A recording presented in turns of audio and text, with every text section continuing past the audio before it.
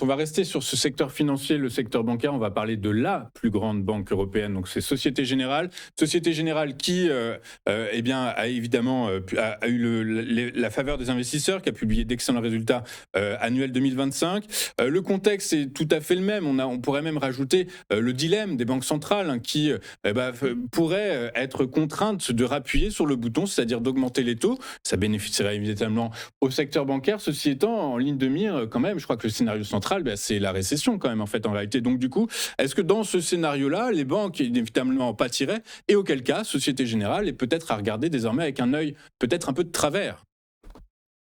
Effectivement, en fait, Société Générale, on peut dire que c'est la banque qui sort enfin la tête de l'eau avec des bénéfices records d'environ 6 milliards en 2025 et une rentabilité au-delà en fait de ce qu'elle avait promis. Donc ça pose carrément le décor, oui.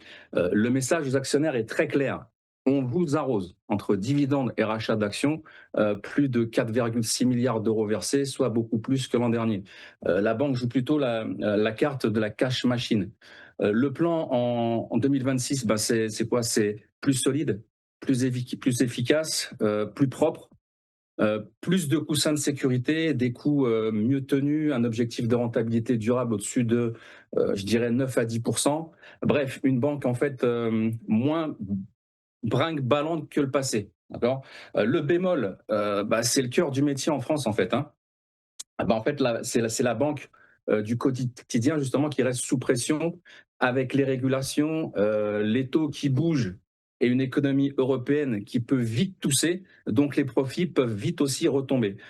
En résumé, je vais faire ça court. Aujourd'hui, Société Générale, c'est une ex-banque à problème, devenue bonne élève et très généreuse, mais dont le marché ne pardonnera pas le moindre dérapage de gestion ou un vrai coup de froid sur l'économie. On passe au graphique. Depuis janvier 2025, on a plus 126%. On a fait un ATH à plus 183%, les amis. 183%.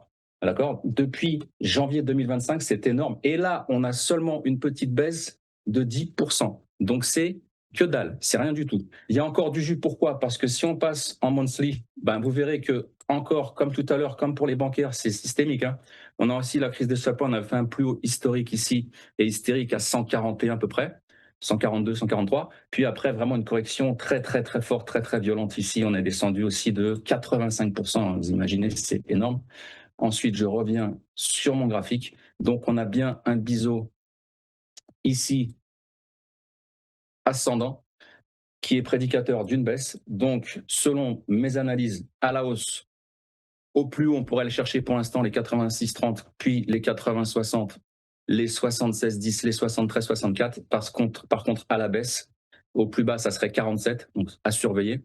Sinon, avant, ça serait 53,92, 48,52 et 44,38. Ok, très clair. Écoutez, merci James pour toutes ces précisions, pour votre œil, pour vos analyses. James Detwati, vous êtes trader pour compte propre, analyste technique et chroniqueur financier. Merci James, à très bientôt. De notre côté, on marque une courte page de publicité. On se retrouve pour la suite de cette édition avec les échos de Wall Street de Ludovic Berthola. Tout de suite sur Téléfinance.